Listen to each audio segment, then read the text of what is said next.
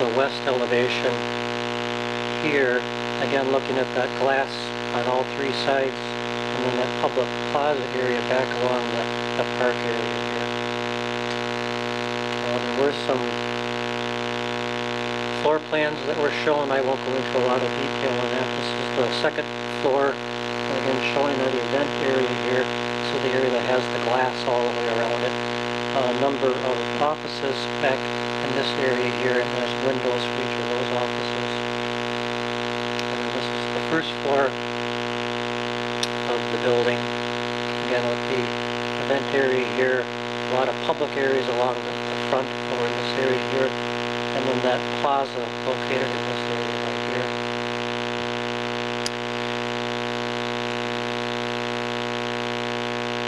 The plan also shows there would be a wall sign that would be located on this wall here facing Park Avenue.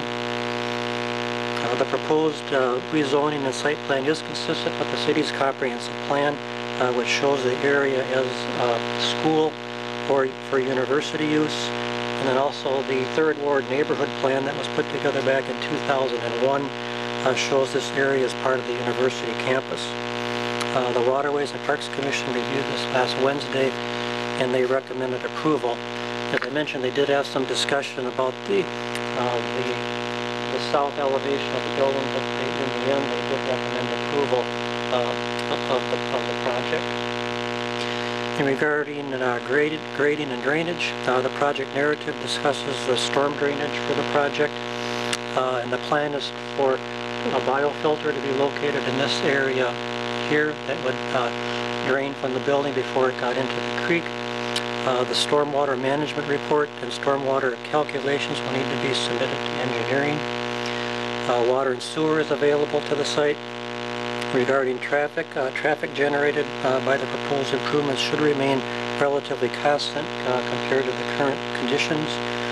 Based on the information provided by Ayers Associates and by the university, there is no new staff or departments planned to occupy vacated areas of the Schofield Hall that will be moving into the visitor center. And then lastly, the site is serviced by several bus routes, and we don't anticipate any change with transit services. In the staff report, conditions for the Plan Commission consideration were included in a letter for your consideration. And those conditions included City of Eau Claire Engineering Department approval of the drainage calculations and the drainage plan. Signs would be reviewed by permit. Exterior lighting would meet the city's exterior lighting standards. The lighting for the decorative walls shall not cast glare, shall be subdued in intensity, and shall not change in brightness and color. Approval of the wetland permit by the Wisconsin DNR. And then the extension of that sidewalk on Roosevelt that would be located to the east of the driveway. I can show you around this. And that would be the sidewalk right at this location here over to the east property line, and then the pedestrian ramp going north up to Park Avenue. So those are the conditions that we suggest. Now with that, if you have any questions. Any feedback from the neighborhood association or? It's my understanding that there are some representatives from the neighborhood here. It's my understanding that they have taken a positive position on the site plan. Questions for Pat? Do you know where in the process they are on the DNR waiver? There's representatives from Ayers and from the university. I think they can tell us where we're at on that. Okay, good. Thank you.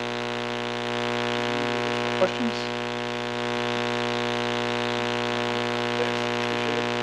Is the applicant here?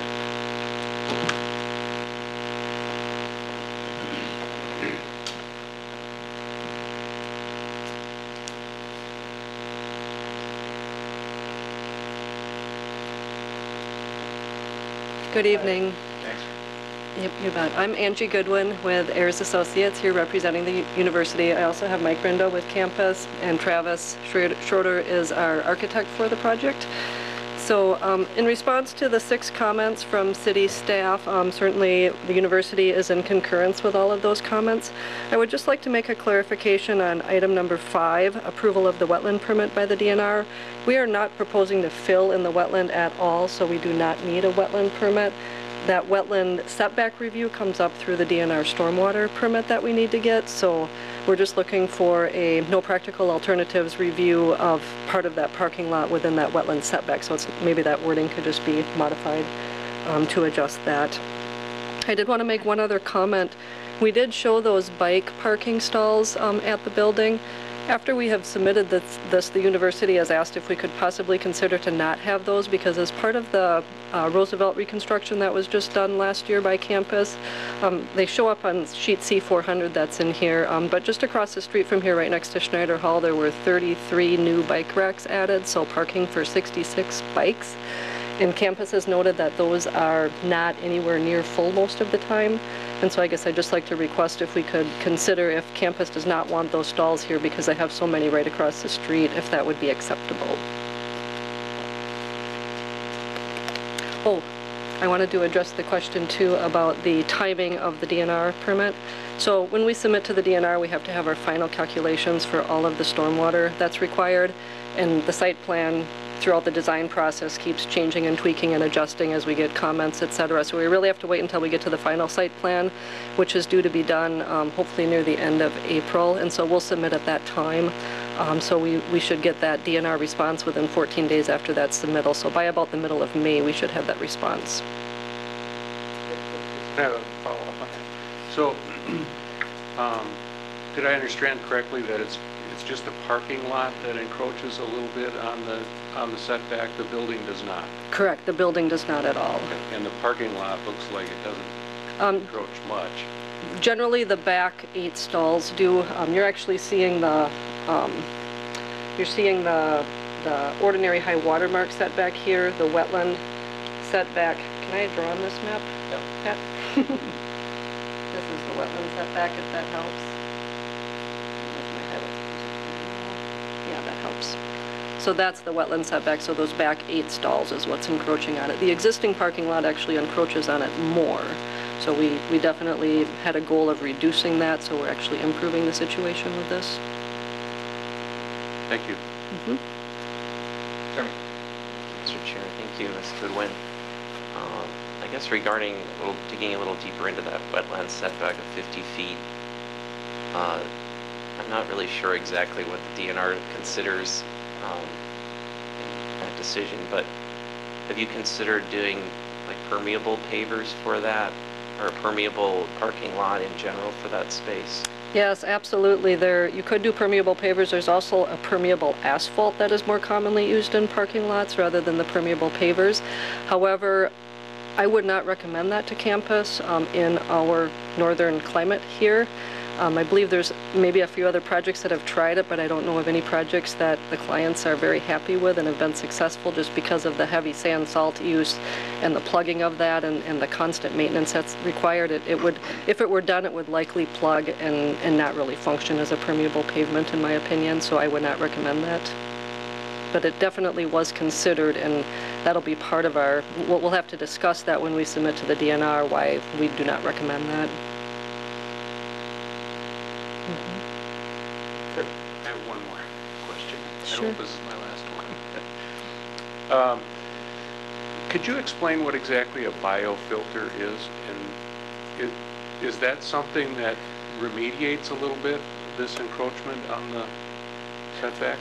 Yeah, definitely. That biofilter essentially collects runoff water from the parking lot.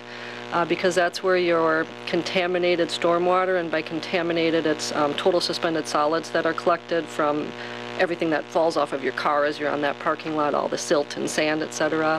And so all of that parking lot will go through that biofilter before that, and the biofilter is an engineered system that is designed to remove those total suspended solids, and so it's got a couple feet of an engineered material with a little, mostly sand, so that water will infiltrate and actually collect those solids, but it's got a little bit of topsoil mixed into it so plants can grow on it so that it can be established and not cause other erosion issues.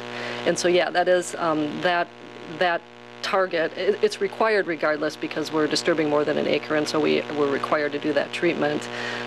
However, it's specifically picking up that water from that entire parking lot, which includes that area that's in the setback, so we think the DNR will look at that favorably, and that will help our approval of that.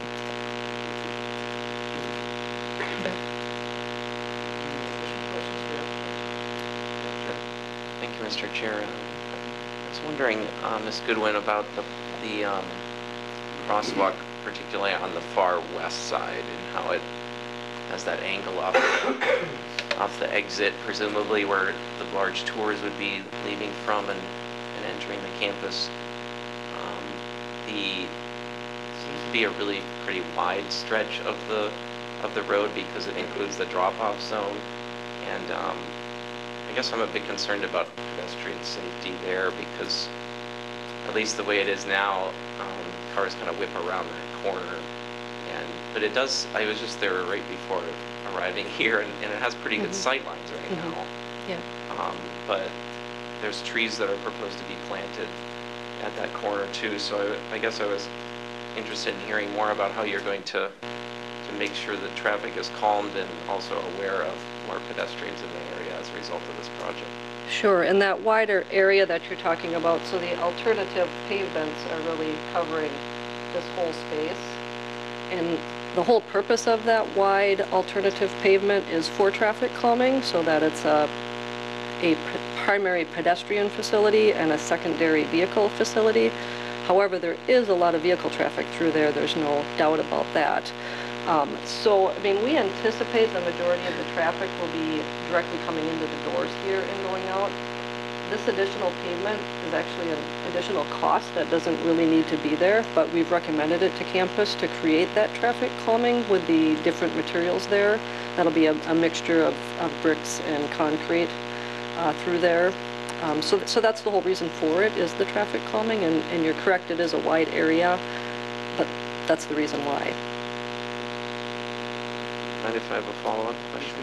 I guess I wanted to ask about the trees specifically, and how you'll assure that the sight lines will be maintained so drivers can see pedestrians that may be waiting to cross. Sure, and the trees are all planned as deciduous trees, so they have the tall trunk, and the leaf cover is up higher, well above the sight lines of any vehicles through there, so I'm not at all concerned about the trees causing any impact on those sight lines. They're pretty spread out.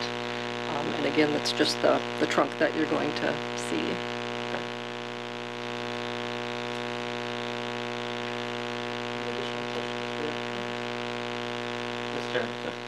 Thank you, Mr. Chair, and Ms. Goodwin again for being patient with me on my questions. And I guess I was wondering, the design of the building, obviously in a very environmentally sensitive location next to Putnam Park and the Little Niagara. What kind of design elements are in the building? And maybe the architect would be able to answer that too. That kind of that focus on the environmental sustainability goals of the university and kind of green building design, energy efficiency, any renewable energy associated with this project. Yep, and I think both Mike and Travis might have some input on that for you.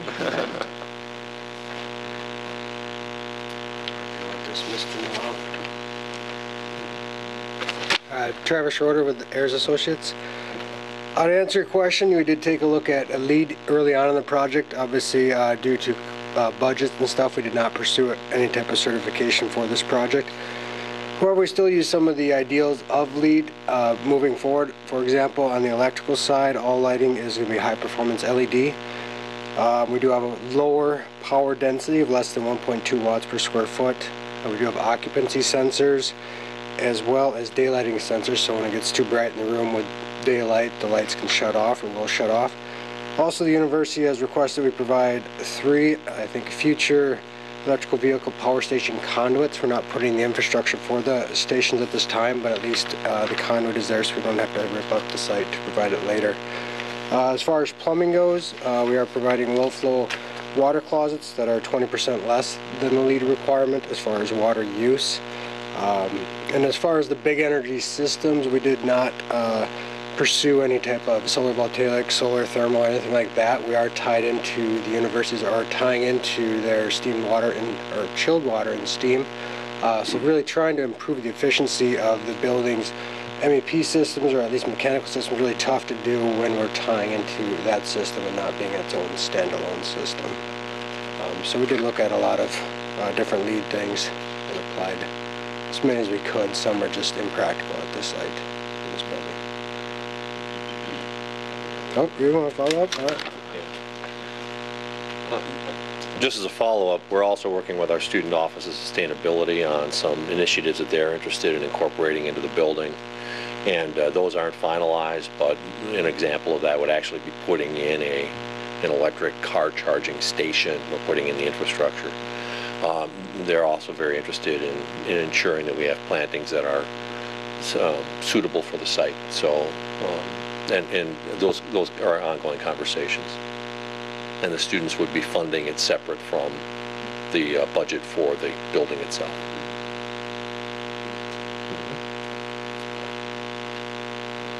Questions for applicants?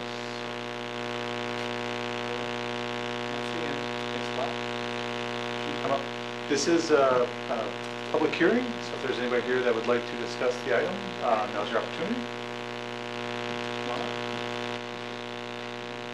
The only thing we're concerned about is the Park Avenue Roosevelt intersection. With the addition of